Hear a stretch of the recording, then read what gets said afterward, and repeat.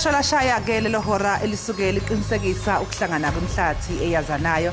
Sifikele ke embukeleni enqayizivele yohlelo lwakho ekhaya Jikelele. Uyazi ukuthi ke mase yifikelele eziyimatsathe ezithi suke seyiseduze ke Iindaba ezemidlalo kanye nokunye ke okuningi. Mbukeli lengane sevele yagijima ke manje. Yabona nje zolo lokhu besikutshela ukuthi siku DTT. Sathola ke igama lesiteshi elithi lihaye. Qagela ke ukuthi sesikuphi manje siku SABC+.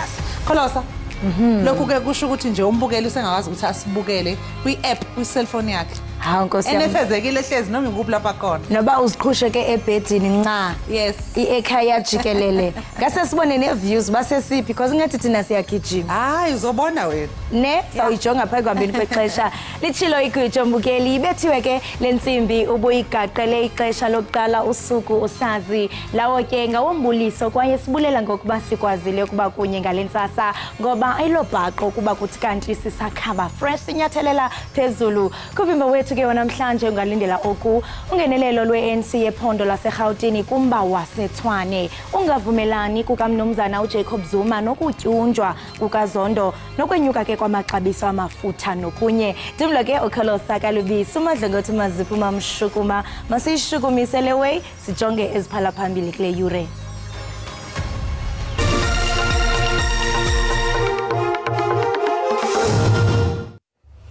To engage not only with EFF, with other that are involved in this process.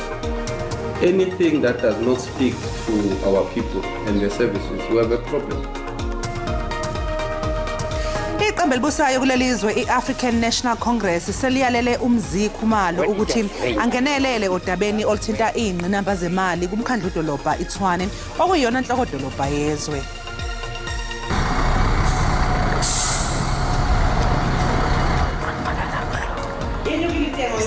Izolo nokusho ukuthi ke abashayeli beemoto bazosifaka sigamanxa isandla ephaketheni. De la República Portuguesa, Antonio Costa. Ukuphumelela kwamanqaku ebonasi kumdlalo wabo wokugqibela wepool ngokuchasene ne-Uruguay ngolwesine kuya kuthumela iNew Zealand kwi-quarter finals yendebe yehlabathi yombhoxo kanyaka ka-2023.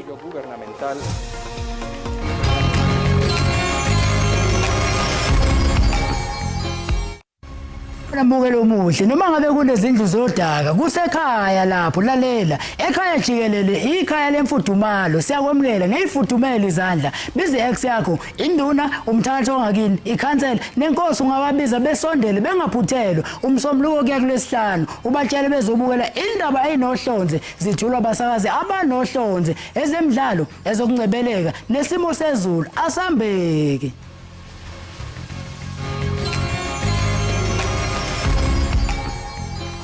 Umnyango wezokubusa ngokubambisana neindaba zomdabu eGauteng umzikhumalo useyalelwe ukuba asebenzisane nomkhandlu dolobha waseTshwane odabeni lwezemali kulomkhandlu. Lokhu kusho uPanyaza Lesufi njengosihlalo we-ANC esifundazweni eGauteng. uLesufi uthi isimo semali kulomkhandlu silokhu sifadalale njalo selokhu iDA yathatha intambo zokubusa. Unobhala we-ANC eGauteng uThembinkosi Ncinza utshele abezindaba ukuthi kunamazwe asebuse ngokubambisana iminyaka engaphezulu kwama-50 kodwa athi namanje asaba nezinkinga. Uthi ukubusa ngokubambisana uma kungasebenzi kufanele kubhekwane nakho. We have noted what has been happening not only in Ekhaya but in one or two other municipalities. We'll engage and we'll continue to engage not only with EFF, with other coalition partners, because there are a number of coalition partners that are involved in this process. Anything that does not speak to our people and their services, we have a problem. And that's why we went to this coalition, because we knew that the DA coalition was excluding our people. Usihlalo we-ANC eGauteng uPanyaza Lesufi uthi inkinga yamanzi iyo ekhathaza kakhulu kulesifundazwe. We are quite aware that in our province there are serious water shortages across our regions. We've met with the Minister of Water, as the ANC, and expressed our limitations and challenges about this matter.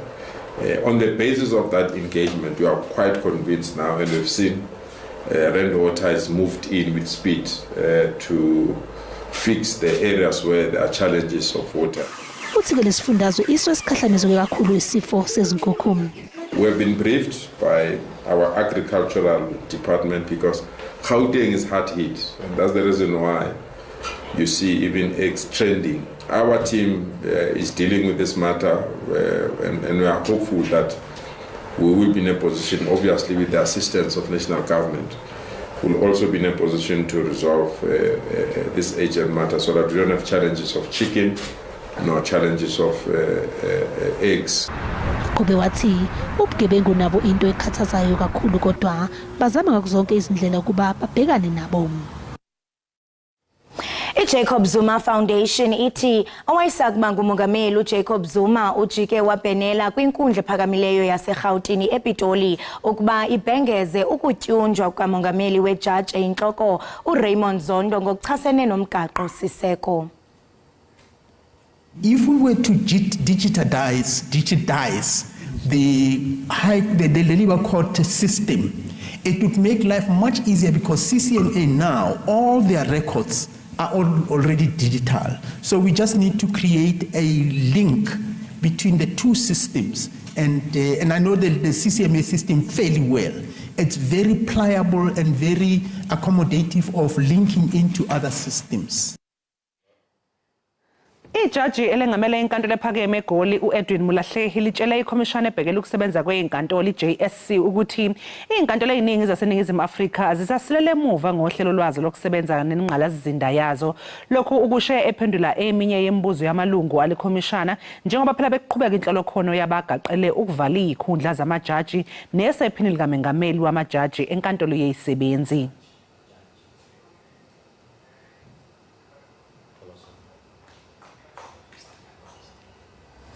Limiselwe umvulo ityala lokubulawa ukaSenzo Meyiwa kwinkundla ephakamileyo ehleli ePitoli. Ijaji uRatha Mukhatleng ugqibe kwelokuba alirhoxise ityala ukuze anike amagqwetha abarhanelwa ithuba lokuba aqwalasele isifungo sengqina elilandelayo eliza kubizwa ngumbuso. U-Advocate Zandile Mshololo upheke uConstable Zungu ngembuzo mayelana nobufakazi bakhe obuthi wayenomsolwa ngosuku kwadutshulwa ngalo uSenzo Meyiwa. Lesihlabani sebhola sabulawa ngo-2014 eFosloras eGoli kanti umsolwa wesihlanu samile kwelokuthi akakaze abe sehostela laseFosloras ngalolu suku. The accused says that he never went to Busuthu hostel in Fosloras, as we have said. From around 5 when those pictures were taken, he moved to his place where he was staying in a flat in Johannesburg, CBD. But there isn't anything that I can comment about because you are telling me. Umsholola akakwazanga ukuphothula ukupheka ngemibuzo ngoba ethi usafuna ukubukisisa imininingwane ekhombisa izikhathi nezindawo zezithombe ezatholakala kumakhala ekhukhwini womsolwa wesithathu. Ngenxa yalokho ufakazi omusha akabangisalithola ithuba lokuqala ukwethula ubufakazi. Firstly, there's a witness that the state intended to call. He is here. It's Lieutenant Colonel Halls. He is going to testify about the downloads. He's a cell phone analyst. Was going to testify about the downloads of the cell phones that were confiscated from accused number 2 and 5. His report was only received on Friday, my lord, and the defense were given copies on Monday. Leli cala lizoqhubeka ngomsombuluko. Bazosifaka sijule ephaketheni abashayeli beimoto kusukela njengoba umnyango wezamandla namagugambi wayo wenyuse zombili inhlobo zopetrol kanye nodizili. Abathengi bathi ukwenyuka kwentengo yopetrol kubakhinyabezi kakhulu. Zombili inhlobo zopetrol zinyuke ngemali engaphezulu kwerandi litha. Udizili wona unyuke ngemali ecishe ibe yamarandi amabili ilitha. Amakhaya asebenzisa uparafini nawo kuzozwela kuwo njengoba wona unyuke ngamarandi amabili namasenti amabili. Phela kudala sathatha sifaka u350 igcwala imoto yabo. Ayi manje base kufaka u500. Yathi imali kanti basuyayifuna imali ngala yabo ukhala ukuthi installment sinyukile na Toyota. Kuyasikhinyabeza kakhulu ngoba mawunyuka upetrol nemali yokugibela iyenyuka emateksini sigcina sesikhokha imali enkulu. Emva kwalokho bese kuqhubeka kuze kugcine kunyuke nentengo yokudla futhi. It used to be full by 1,100 rand, but it went up to like more than that now. And I put 700 rand.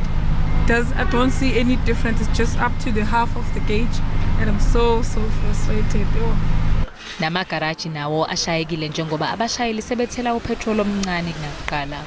Kuyasilimaza kakhulu thina ekudayiseni ngoba amalitha esiwadayisayo ayancipha mangabe kunyuka iprice kapetrol. So njengamanje ama customer ethu isikhathi esiningi upetrol awuthenga ngokwamarand akawuthengi ngokwamalitha. So umuntu ofike izolo upetrol ungakanyuka wafike wathela ngo100 rand. Inani lamalitha bekade lithola izolo nenani lamanilitha azolithola ngosuku lanamhlanje alisafani. Umnyango wezamandla namagugu ambiwayo uthi lokwenyuka kwentengo yopetrol kubangwa ukuvalwa kwamaziko akhiqiza uoyela eMelika.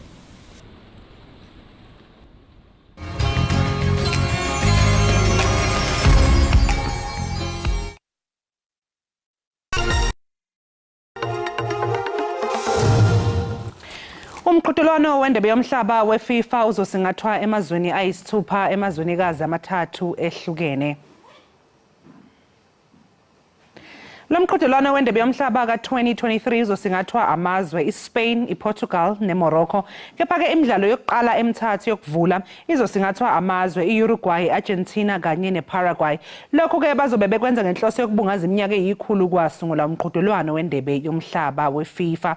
Lamazwe azokwethula ngokusemthethweni-ke ngonyaka ozayo ukuthi yiwo azosingatha umqhudelwano wendebe yomhlaba weFIFA ka-2023.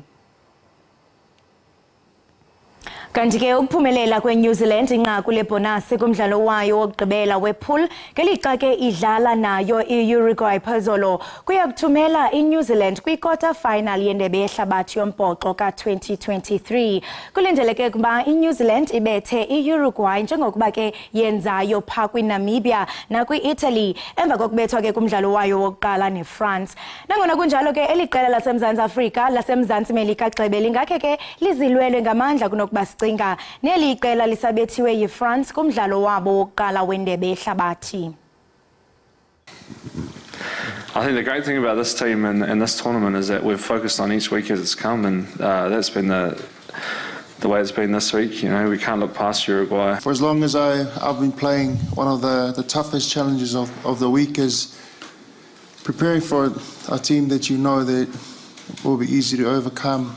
And when that happens, you tend to leave stones unturned. You take it easy on some areas, but for as long as I've been in this environment, it's about our standards, and that's what's important to us. And no matter who we play, our intention and our focus is to go out there and play to our standard and have a performance that we can be proud of. Usabukele Ekhaya Jikelele. Khumbula kaloku babukela into yobana ningasifumana pha ku SABC Plus. Xelela umeza kube mnandi ekhaya. Kanti ngoku masithi qhwi siyobhatala amatyala sabukele Ekhaya Jikelele.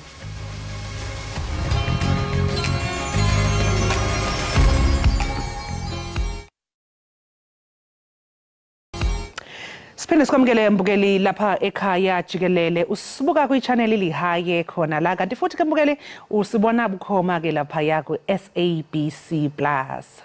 Ulokhu uqhubeke njalo-ke umlilo osha ubuhanguhangu oqale ngempela sonto enkampanini yey'ngodo i-NCT Forestry Woodchip eRichards Bay KwaZulu-Natal osekubonakala uyingozi-ke manje mbukeli ukuthi ifu lentuthu lingagcina-ke selifinyelela lapho kuhlala khona abantu njengoba kusha nje. Namhlanje-ke mbukeli sizoxoxa nokhulumela umasipala uMhlathuze uBonganigina ozosichazela kabanzi-ke ngeza kamuva ngalo mlilo njengoba unganqamuki nje. Gina, asikubingelele sikwamukele ohlelweni Ekhaya Jikelele, siphinde sibonge ukuthi sibe nawe namhlanje. Noxolo angibingelele kuwena ngibingelele futhi nakubabukeli bakho. Bangani sagcina sikhuluma nawe nje ey'nsukwini ezedlule ngalomlilo. Besicela nje ukuthi ke umchazele umbukeli osekhaya ukuthi ingabe yithini keza kamuva ngawo. Impela noxolo usuku cishe lesi-6 manje kusukela lo mlilo uqalile. khona lapha nenkampanini eyenza ukhuni noma egaya ukhuni iNCT. Kanti ke okukhulu nebese kuzama manje khona ngisho ukuthi kuyimpi enkulu engabukeki futhi izophela manje inaleli qoba lomlilo leli. Kodwa nje siyathola usizo kakhulu, kodwa ke sekwenzekile kamuva ukuthi sekuhlelwe i-Joint Operations Committee okuyikomiti leli le-JOC ehlanganisa inhlaka ezahlukahlukene zakuhulumeni, private sector nezinhlangano ezingahlangene nohulumeni lezi esibiza ngama-NGOs and NPOs. Inhloso lezo lephansi kwalezo inhlangano sibala Richards Bay Clean Air, Quality Management, ezaka-co-opter in the province, umasipala omhlathuze, King Bedouin District Municipality, kanjalo nabanikazi bey'nkampani lezi ey'thintekayo kanjalo nalezi okungenzeka ukuthi zibe sengcupheni yokuthinteka. Le komiti ihlangene kokuqala izolo ngo-9 ekuseni ukuqinisekisa nokuqhamuka namasu ukuthi yini okunye okungenzeka ukulisana nomlilo. Sibe sesithola futhi amanye ama-helicopters awu-2 aqhamuka lapha ku-Working on Fire ukulekelela nabo ngoba bayasho nabo nezazi zomlilo ongcweti abahlaziya igameko zomlilo bayasho nabo ukuthi kuyaqala eNingizimu Afrika ukuthi kube khona into ekanje ikakhulukazi ethinta inkampani le ekhiqiza ukhuni futhi nabo abazi ukuthi amasu athini uma sekude ngoba sekuzanywe konke kwazama ukucinywa ngama-chemicals ahlukahlukene kwazama ukucinywa ngamanzi kodwa kusenhlanga zimuka nomoya. Ngikhuluma nje kunama-firefighters awu-45 alokhe khona 24 hours, abanye baze bengene ngama-shifts beshintane ngama-shifts ukuzama ukuthi manje okuyi-priority noma okubalulekile ukunqanda lo mlilo ukuthi ungadluleli enkampanini eseduze kanjalo naka-Fosco. UFosco-ke nawo ushilo izolo kwi-JOC kulo mhlangano wekomiti ebengikhulume ngalo ngasekuqaleni ukuthi usuzamile nawo ukuthi unciphise lama-chemicals awakhiqizayo noma osebenza ngawo ikakhulukazi ayingozi okufana no-ammonia kodwa amanye asekhona okufana no-sulfur kanje nokuyiwona athungeleka kalula ngomlilo futhi angadala umonakalo omningi nomkhulu nokubala ngasemoyeni. Njengoba ushilo-ke ngesikhathi usethula udaba noxolo ukuthi i-concern enkulu bekuwukuthi ngabe lo moya uhlanzeke kangakanani uma uya ngala okuhlala khona abantu kuma-residential areas, njengoba siyabona ukuthi umoya uphephula intuthu uyihloshonisa ey'ngxenyeni ey'hlukahlukene. Kodwa-ke air quality management ne-Richards Bay Clean Air okuyibona ababheke nabahlaziya umoya bashilo kwathiwa okwamanje sisanendlandla yokuthi umoya ubungakabheki kwizakhamizini ngoba uyisho kukhona ukubonakala ukuthi awunamakhemikhali ukukhuni nje okuvuthayo, kodwa uma umningi lo moya uphefumula umuntu ungagcina ungasalungeli ukuthi impilo yomuntu ikakhulukazi kulaba bane-asthma nalaba banezifo ey'thinta ukuphefumula bengasheshe bezwele kakhulu. Ngakho kodwa-ke sizobaxwayisa nje abantu uma sibatshela futhi ukuthi cha sicela bevala amawindi-ke manje sicela bengaphumi endlini, sicela befake amamaskabo uma bephuma kuphoqa ukuthi bephume. So lokhu sibaxwayisa abaleli kodwa nje kusenjalo kwamanje noxolo salokhu sizamile ukuqhubeka silwisana nawo lo mlilo. Manje ngiyekuza njengoba uPaula nje ngale nkampani othi umakhelwane yona ikhiqiza amakhemikhali ayingozi, uthi bona bashilo ukuthi nabo sebeyazama ukunciphisa isibalo sabo ukuze kugwenywe ingozi. Kodwa mengathiwa gina ke kuyenzeka ukuthi ke igcine isithungeleka le nkampani yamakhemikhali ayingozi lapha umakhelwane, ungaba ngakanani umonakalo ongenzeka? Noxolo mkhulu kakhulu umonakalo ongenzeka uma umlilo ungasufika eFosco. Ngoba manje iFosco inkampani enkulu kakhulu njengoba sisho esebenza ngawo ama-chemicals enkulu kakhulu ukudlula ngisho yona leshili. Ngaba mkhulu kakhulu umonakalo empeleni kungadinga ukuthi sicele bonke abantu abakhele i-Richards Bay CBD ukuthi at least be-evacuate bephume nje ngoba kulokho kosho ukungcola komoya nalama-chemicals igcwala emoyeni kanti engalimaza kakhulu izinso zabantu laba abaphefumulayo. Yikho singathanda ukuthi singafuni ngisho ukucabanga ukuthi uzwokheleke khona. Yikho futhi i-focus manje isekutheni indumba le ipine le ye wood engakashi ukuthi ingashi nje intobo ngoba iyona isonto kunika kakhulu nayo ufosco. Manje Bongani kukho konke lokho kwenzakalayo asikho nje isandla semfeneni sisolayo ngalokhu nibona ukuthi cha le kube ingozi nje. Ikophelele maqonda lokho ke usuzovezwa uphenyo oluzobe seqhubeka emva kwayo mase kusazi ukuthi sekucimekile futhi sekuqondile konke okwamanje nje ifocus isekutheni akucime kuqala lo mlilo lona obe sekubonakala ke emva kwalokho ukuthi sekwenziwa ke uphenyo olunzulu ke manje ngoba kwamanje sisathatha lokho esikutshelwe yibona abanikazi benkampani okuwukuthi basola ukuthi conveyor belts eqala umlilo nenhlanzela okhonini lwavutha kanjalo kodwa ke kusebusho kwabo lo kodwa uphenyo luzoqhubeka ngendlela efanele mase sikwazile ukunqoba lokulila. Njengoba ke uke wabala inhlaka ezahlukahlukene ukuthi seziyasebenzisana ukuze kuzama ukuthi kunqotshwe lomlilo inkampani ezimele ama NPOs nama NGOs njengoba kade usho uhulumeni wesifundazwe yena ngabe mhlawumbe ikuphi asengenelele ngakho ukuze eqinisekise ukuthi le ndaba yalomlilo yaxazululeka. Noxolo angisho ukuthi subhalele umeya we-district ukhansela uThaminto benomeya we-local uMhlathuze ukhansela uNgwizi bambhalele uMSC ngqongqoshe bawubhalela ukhokutha nawo ikakhulukazi uProvincial Disaster Management uhola uMr Ngema bebayingxenye ingxoxo leziqhubekayo abakushilo ke uthe bazohlangana necabinet izolo bekulinze behlangana necabinet izolo njengoba behlangene izolo ukuthi bepresenteke bengayi incident leqhubekayo iyona ke cabinet besindele ukuthi uzothatha isinqumo sokuthi kiwa kanjani phambili bayasidedelela yini insiza kusebenza eqhamuka ku-Provincial Disaster Management ukuzobhekana nayo lengwadla esibhekene nayo usungayibonela ukuthi ngabe ke esikhathini se-disaster noma senhlekelele kanje bangenelele ngokushesha yini noma cha ngoba phela usucishe lwesi-5 noma lwesi-6 manje sukela uqalile lo mlilo lona ngoba phela webongani bengiyakhumbula mina ukuthi lo mlilo mangabe uqale ngomgqibelo sakhuluma nawe ngomsomluko nakhona nanisasho lapho ukuthi nibhalele nithumela incwadi nithumelela sona ke isifundazwe uhulumeni wesifundazwe ukuthi namhlanje sekulesi nekuseni makuthiwa kusazokwenziwa ama presentation njalo njalo okusho ukuthi mhlawumbe ngabe akuhambi ngokusheshsha ngendlela esingafisa ukuthi sibone ngayo ngoba phela umlilo ushubuhanguhangu odabeni njengale ngathi mina i-crisis lena okufanele ngabe impela yabonakala ukuthi isukunyelwa phezulu. Kunjalo impela nathi sikholelwa yilokho ngoba isimanga sekuze kusuka onqidi umlilo abasuka as far as Johannesburg kwenye province ukuzama ukuzolekelela lapha inhlaka ezimele ezahlukahlukene kuzazona nosomabhizinisi abayimele bayeza bazoxhasa laba ama-firefighters abacisha umlilo ngezinto ezahlukahlukene kodwa ke hayi siyathemba ukuthi na uhulumeni wesifundazwe uzokubona ubukhulu walolu daba nengozi engenzeka uma unganqandeli lo mlilo mase beyaba on board. Manje ngokubona kwakho ke Bongani nizokwazi kodwa ukuhlangabezana nomnqamlajuqu kwesikhathi ke naniyibekele sona ukuthi nobe senucimile noma ubone ukuthi mhlawumbe kusazothatha isikhathi esithe xaxa. Uma saqhubeka sisebenzisa lezi zinto zasebenzisa nazo njengamanje eziningi nazo cha ukucima kwalo mlilo angiboni usazothatha mhlawumbe isonto kodwa mhlawumbe emva kwamasonto amabili ke mhlawumbe ngabe sekubonakala umehluko emva kwamasonto amabili kuya kwamathathu. Ngakwazi imali khona Bongani kuhamba kanjani beningakaze yini mhlawumbe ukuthi ke uzodla malini lo monakalo?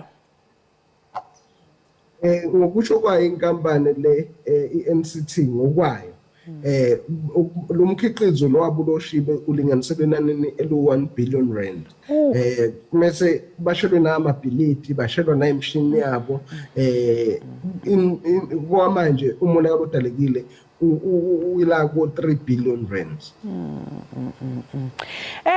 webongani mhlawumbe lokhu ngabe kusho ukuthini mhlawumbe ngekusasa mhlawumbe going forward singathi ukunqanda igameko enjengalezi ikakhulukazi eindaweni ezifana neRichards Bay lapho khona amafema akhiqiza izinto amakhemikhali ayingozi njalo njalo mhlawumbe ubona ukuthi izinto ezifana nezinsiza zokucisha imililo kanje into enjalo njalo akumelanga mhlawumbe kube ama resources or ingqalazinda eziseduze mhlawumbe nendawo ukuthi uma bekuthiwa kuyenzeka nje ukuba mhlawumbe ngabe uthe uyaqala lo mlilo in the first hour noma ngehora lokuqala zonke lezi zinsiza zafika mhlawumbe ngabe kugwemekile.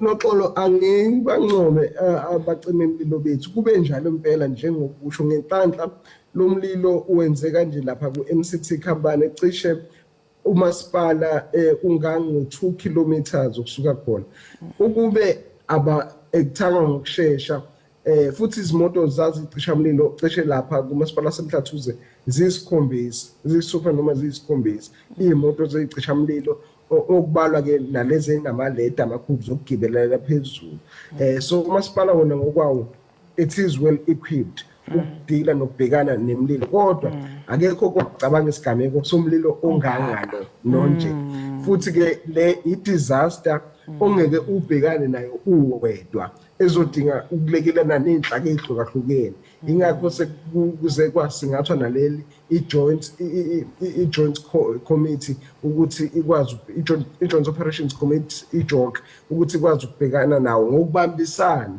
ngoba esikhatsini senhlekelele awukwazi ukuthi hayi ungakhomba umunye ukuthi hayi nimele nenkampani eyimele nini omele nibhane naye ngoba sinama-bylaws vele ashoyo ukuthi inkampani uma isebenza kanje fanele kibe nayo i-fire hydrant yayo fanele kibe nazo iy'nhlelo zokuthi uma iqhamuka umlilo izobhekana kanjani nawo ukuba ngenelanga ngendlela nangesikhathi ama-firefighters ethu ngabe sikhuluma ukuthi mhlawumbe ngisho izindlu zabantu ishile ngisho nomlilo ufike ngisho edolobheni kodwa ngokusebenza kahle kwabo nangokufika ngesikhathi ngokusheshsha bakwazile ukunqanda bawubuyisele emuva wagcineka nje enkampanini la uqale khona kade usuphumele ngaphandle kodwa Sasophetha njeke Gina ngabe uthini umlayezo wakho ke obhekiswe nje ebantwini abahlala ngakule ndawo eshayo ngoba phela sizule nawusho ukuthi ke ingase ibaphazamise intuthu. Siyabacela kakhulu abahlali bethu siyabona ngenxa ukuthi le ndawo engasemgaqweni uJohn Ross Highway umgwaqo omkhulu sababona abanye lokho bemisa imoto eceleni befuna ukushutha nayo into abangajwayele sayaqonda lokho kodwa siyacela ukuthi bengakwenzi lokho ngoba kungadala ezinye ingozi ezingenasidingo lapha emgaqweni uma sebevesane bema noma kanjani emgaqweni ngoba sesuvulile umgwaqo umuntu sike sawuvanga suvulile manje ukuthi itraffic ikwazi ukuqhubeka kahle ngendlela manje kodwa ke kunale chance abantu bayama beshutha abanye besuke emakhaya bezopaka imoto zabo siyacela bengasondeli kwakusondela abantu ngoba asithandi ukuthi kube kusadilana nalenhlekelele mase kwenzeka enye futhi eceleni bebekezele nje bethemba ukuthi sobazisa uma ukuthi hayi nathi siphuma esandleni isithanda ukuba nzima ngathi ngoba nikhona nani ukuthi nisilekelele kuthini sifinyelele kona umphakathi nathi futhi einkundleni zethu zokuxhumana njengalapha epage la Facebook wasemhlathuze silokho siwafakile njalo ama-updates uma kukhona okwenzekalayo sobathumelela imiqhafazo sibathumelela ama-updates simemezele ngisho kwabezindaba impela ukuthi hayi la kubonakala kakhulu faka nama-mask noma yenzani ini behlale nje belindile kanjalo. Sibonga kakhulu ke bonganigina ngesikhathi sakho namhlanje kuseni hayi siyathemba ukuthi lo mlilo uzohamba ugcina usunqandekile. Noxolo siyabonga kakhulu nokuzwelana nathi nanosizwe enisilekelela ngalo nani ningabezindaba ekutheni sikwazi ukudlulisa lo myalezo obalekile ebantwini abadinga ukuzwa nokuthi sibehlisisa amaphaphu sisho ukuthi cha isimo kwamanje sisanqandekile sibonga kakhulu. Kubonga thina lowo ke mbukeli bekubonga nigini okhulumela umasipala umhlathuze lapha ya eRichards Bay sifundazweni kwaZulu Natal besikhuluma naye ke ngesigameko somlilo waqhubuka ngempela sonto enkampanini yezingodo eRichards Bay kwaZulu Natal. Khumbula ke mbukeli ukuthi indaba zethu ziyatholakala bukhoma live lapha ya ku app SABC Plus. Ngakho ke mbukeli nje isiqiniseko sokuthi ya download ama ukuthi awakabi nayo lo app vele nje ungene efonini uthi download lapha ya ku App Store SABC Plus ukuze uzokwazi ke ukusibona njalo ekseni kusukela ngehora lesithupha kuya ehoreni ngelesishagalolunye. Okwamanje ke mbukeli ka sinje ke qungasa idolo siyabemva komzuzwana.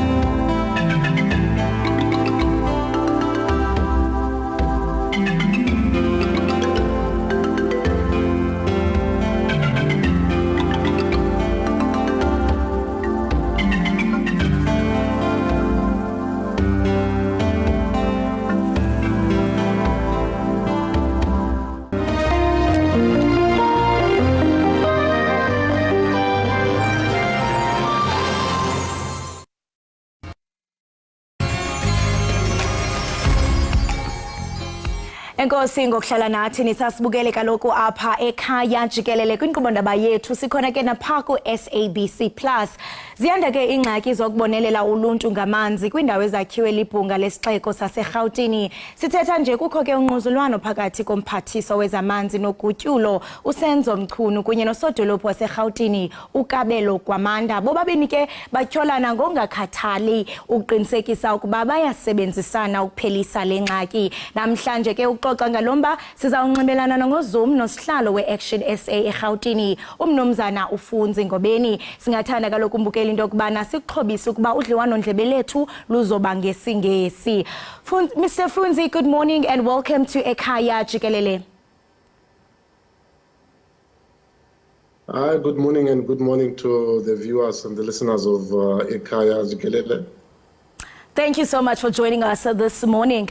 We understand that, as Action SA, what do you understand to be the cause of the water crisis in different regions in Gauteng province? No, our understanding of the crisis is that it's a long time coming. It's a problem that has not been resolved for many years, and that problem is maintenance of infrastructure. From the rainwater side up until to the municipalities. As you remember, municipalities are the ones that are responsible for the distribution of water to our households. They are responsible for distribution of water to businesses around Gauteng. So our view is that municipalities have really failed people of Gauteng in regards to maintenance and also in regards to improving the infrastructure that is there. So that's where the problem is. If you look at our dams, the Val Dam here in Gauteng, it's almost at about 80% full to capacity. So there is no lack of water, from nature itself. The problem is in the systems that must be able to distribute water to our households, that must distribute water to the businesses, and that must distribute water to health facilities and all other institutions that requires water for them to be able to function. So it's a huge problem, and government has really failed in regards to that. And we hope that we're not going to get to the situation of power load shedding like we have with ESCOM, where now we will stay for a number of days without water. We hope that they are working towards finding a solution, and that must be found as soon as possible. Listening to you, Mr. Ngobeni, you mentioned that municipality has been the greatest cause of this disaster. It seems as if the Minister of Water and Sanitation, Mr. Senzo Mchunu, and the Mayor of Johannesburg, Kabelo Gwamanda, are blaming each other regarding this issue of water cuts and water shedding. According to you, at which level of government does the responsibility to provide water lies? As you speak of municipality, have they taken the full accountability? No, I think there's lack of accountability. The minister was accusing the mayor of failing to attend important meetings and seemingly not taking the issues seriously. We know this mayor of Johannesburg as someone that always hide away from responsibility. In fact, when he comes and try and speak on issues, he is unable to articulate himself and to actually, convince us that he's on top of the issue. So I'm not surprised that he is failed to attend the meetings. I'm not surprised that the minister is accusing him of not taking matters seriously. I think, we must all, remember that Panyaza Lesufi, the Premier of Gauteng, the ANC and the EFF are the ones that have put this incompetent mayor, at that office of the mayoral office in Johannesburg. So they must take the full blame of his incompetency, and they must take the full blame of what the minister is accusing him of. He needs to come to the party, or they must remove him and give the people of Joburg a new person that can be able to deliver and that is able to live up to the challenges. And speaking of accountability, I mean, you have also written to the Minister Mchunu about the issue of water crisis, where you want to know about the duration of this watershedding, and how long it's going to take, and also the communities that are affected. Is it because there are no measures in place to resolve this crisis? And I mean, would you say you have received any response, any progress, or is your statement addressed? Not yet. Look, it's 3 days later. We have written to the minister. We have written as well to Rand Water, and they have not yet even acknowledged our letters. And I think with all the problems that we are having, I think South Africans and people of Gauteng will appreciate just getting an information, and being told as to which areas will be affected, for how long will their areas be affected, and also what is the plan towards resolving this issue. That's what we are asking the minister and Rand Water to provide us with, to provide the residents of Gauteng with information. Information is key. It will help us to manage our affairs on a daily basis. It will help businesses to be able to take mitigating steps of trying to still operate within this constraining environment. So they just need information from them, and that's what we have asked the minister. And 3 days later, he has not responded. But we will not tire. We will not get tired. We will follow up this message, and even if it needs to be, we will have to then escalate it to the president's office if we don't get a response. Yes, I mean, you speak about that. I mean, it's 3 days later. I mean, you have your message, or rather your letter, has not been acknowledged. No one has responded. And I mean, you mentioned that, I mean, you'll even escalate the matter to the court. I mean, at the end of the day, Action SA is a political party. What would be your response to individuals who may view your reaction to this crisis as a mean of scoring political points? Because, I mean, we are heading to elections. Look, man, we have been raising issues as a political party since we were established over 3 years ago, and we have continued championing issues of community. You'll remember that we are the first political party to run an independent commission of inquiry into the affairs of Rooiwal water treatment plant in Tshwane, in Hammanskraal. You'll remember we are the one that managed to get information about the corruption that was happening in that treatment plant, where Edwin Sodi's company was given a tender irregularly and in a corrupt manner. And we have raised that issue, and it's now sitting with the SIU, who are now investigating what happened there. We don't raise issues because of political expediency. I mean, I'll make another example to you.